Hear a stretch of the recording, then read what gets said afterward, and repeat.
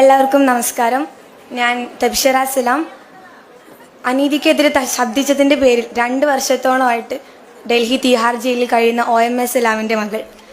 ഇതുപോലെ അല്ലെങ്കിൽ വ്യത്യസ്ത കാരണങ്ങളാൽ അടിച്ചമർത്തപ്പെട്ടവരും അല്ലെങ്കിൽ സമര പോരാളികളും എല്ലാവരും കോർത്തിണക്കി ഈ ഒരു സംഗമത്തിൽ എന്നെയും കൂടെ ക്ഷണിച്ച് വുമൺ ജസ്റ്റിസ് മൂവ്മെൻറ്റിന് ആദ്യം തന്നെ ഞാൻ നന്ദി അറിയിക്കുകയാണ്. ഇതുപോലെ ഇത്രയും പേരിന് മുമ്പിൽ ആദ്യമായിട്ടാണ് സംസാരിക്കാനുള്ളൊരു അവസരം വിനിയോഗിക്കുന്നത് തന്നെ. ഞാൻ എൻ്റെ അതിലേക്ക് വരാം. 2022 സെപ്റ്റംബർ 22 അർദ്ധരാത്രിയിൽ സെർച്ച് വാറണ്ട് കാണിച്ചിട്ട് കുറേ പേര് വീട്ടിലകത്ത് വന്ന് ഉപ്പൻ അറസ്റ്റ് ചെയ്തുകൊണ്ട് പോയി. 2 ദിവസത്തിന് മുകളിൽ അത് കഴിഞ്ഞാൽ ഉപ്പൻ ഞങ്ങൾ തിരിച്ചു കൊണ്ടുവരുമെന്ന് അതിലൊരാളെന്നോട് പറഞ്ഞ എനിക്കെല്ലാം ഓർമ്മയുണ്ട്. ഒരിക്കലും ആ വാക്കുകൾ എനിക്ക് ആശ്വസിപ്പിക്കാൻ അല്ലെങ്കിൽ പ്രതീക്ഷ നൽകിയ ആ വാക്ക് ചെയ്തിട്ടില്ല, എങ്കിലും അറിയായിരുന്നു. പിന്നീട് ഒരു വിവരവും ഇല്ലാതിരുന്നൊരു 3 ആഴ്ചത്തോളം കാലം. പിന്നീട് അതിന് ശേഷമാണ് ഒരു കോളെങ്കിൽ അതൊരു കോള് വരുന്നത്, ഒരു ആശ്വാസ കോളെന്ന് തന്നെ പറയാം. അത് വരുന്നത് ഒരു യാതൊരു തെളിവിൻ്റെ എന്ന പൂർണ്ണ ബോധ്യം ഉണ്ടായിരുന്നു.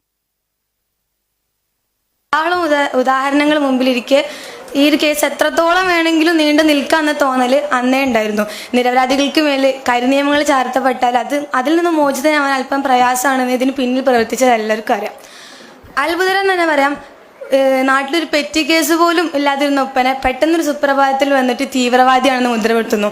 എന്നാൽ ഈ സമയങ്ങളിലെല്ലാം ഞങ്ങൾ ആശ്വസിപ്പിച്ച് കൂടെ നിർത്തിയവരുണ്ട്, എന്നാൽ ആരൊക്കെയോ ഭയപ്പെട്ട് ഞങ്ങൾ അകറ്റി നിർത്തിയവരുണ്ട്. ശരിക്കും വാപ്പാൻ്റെ ഒരു പോക്ക് ധാരാളം തിരിച്ചറിവുകൾക്കും ഞങ്ങൾക്ക് തന്നിട്ടുണ്ട്. കൂടെ തന്നെ പറയാം, ജയിൽ മോചിതനായതിനു ശേഷം മാധ്യമപ്രവർത്തകൻ സിദ്ദീഖ് അപ്പൻ അദ്ദേഹത്തോട് മാധ്യമങ്ങൾ ചോദിച്ചൊരു ചോദ്യം ഉണ്ടായിരുന്നു.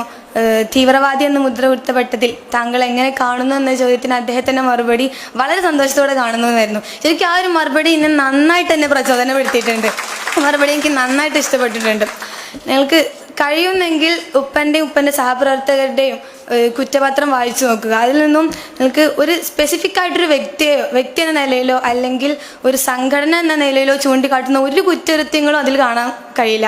പകരം ISIS തുടങ്ങി ധാരാളം അസർപ്പക കഥകൾ പോലും വെല്ലുന്ന ധാരാളം പദപ്രയോഗങ്ങൾ കാണാൻ സാധിക്കും. അതിന് ആ കഥയ്ക്ക് വീര്യം കൂട്ടാൻ വേണ്ടിയിട്ട് ധാരാളം വ്യാജമായിട്ട് ഉണ്ടാക്കിയിട്ടുള്ള ഡിജിറ്റൽ ഡോക്യുമെൻസും ധാരാളം മാപ്പുസാക്ഷികളുടെ ഒരു സംഘഗാനം പോലെ തന്നെ ഒരു ഏകരൂപ മൊഴികളും കാണാം.